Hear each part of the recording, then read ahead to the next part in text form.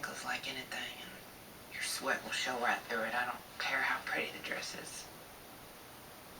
Always travel with your costumes, and if anything ever needs mending, send it to Arturo in Beverly Hills. He's the best.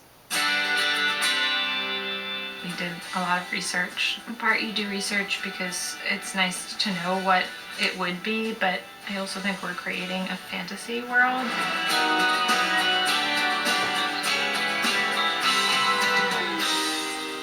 Kelly wears a lot of expensive clothes, but the thing about Kelly Cantor is that she is vulnerable, and she's also a little bit of a mess. She has all these nice things, but doesn't get it together entirely the way that someone might that was spending a lot of money on their clothes. And she has more of a put together look for press conferences and stuff like that. She knows when she's supposed to be in the public eye. How many of those pills are you supposed to be taking? I'll try whatever's in the square. It's an awfully big square. I've got some awfully big problems.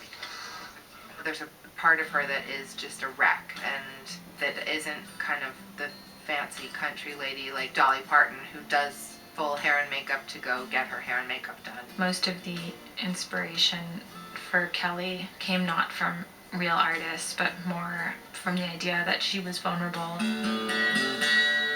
That coat, for example, that she wears all the time, it doesn't have clasps, so you can't actually button it. You have to hold it like that, which if you are cold and you're outside, you would do that just naturally. You would pull it together with your hands. I was thinking mainly about how we're gonna make someone as poised as Gwyneth and as beautiful as Gwyneth seem like she's falling apart. There were influences from other singers that I saw and things that I wanted to incorporate, and I think that Stacey struck a really good chord.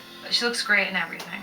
That black dress that Kelly wore in Houston, it's a statement dress. It's very small, and when she first comes out in it, she does have the appearance of being confident. And as you know, she starts to break down, it's very exposing. The dress is very small and her body is very visible. The thing about that black dress was that it is so short and tight. You want to pull it down and you don't, because it's so exposed.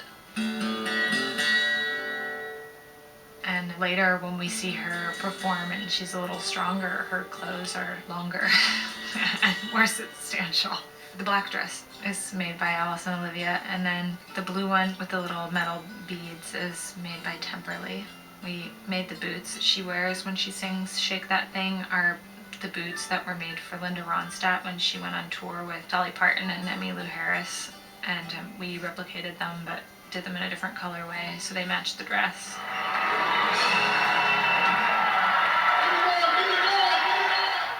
There was a point where choreography came into play and Gwyneth felt comfortable dancing in cowboy boots, so we changed her costumes. And the Country Strong dress, the red dress, we had made in Nashville. It's pretty simple, but I think part of it was just working with the movement of the choreography. There was a nice little flounce at the bottom that moved when she was doing her dance.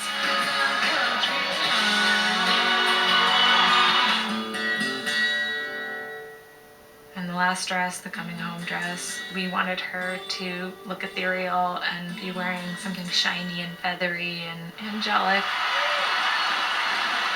That's how it's done, sweetheart. For inspiration, I looked a lot at people like Taylor Swift and Carrie Underwood for Childs. I liked the idea that there was a time when they didn't have a stylist and then they had one. There's a big difference there. I wanted our characters to always look good, to always look stylish or always look cute, but Childs at the beginning, that's what she thinks that she should look like, and then later she becomes a little more refined.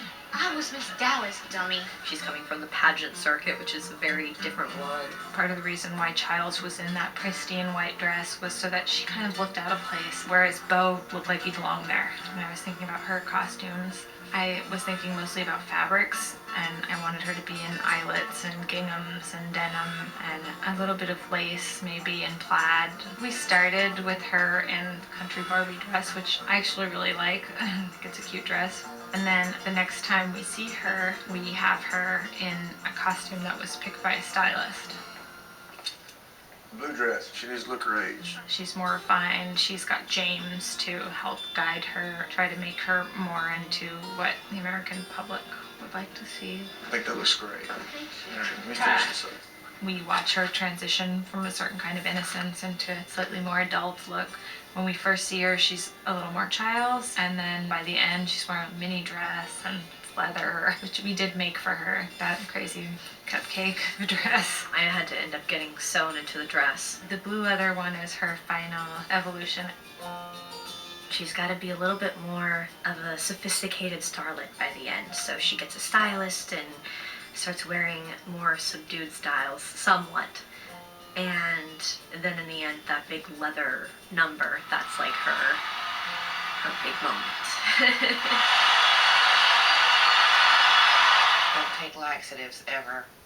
They never work the way you want them to. Don't drink anything carbonated on a show day. Okay? It'll make you bloat.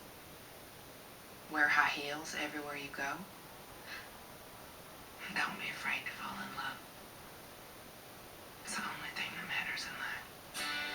It's always a collaboration between the director and the actors and me. Everyone has an opinion. That's what makes it good, is because the actors are the ones that essentially give the clothes a life, and they are the ones that, if they don't feel like the clothes fits the character, then it won't read well.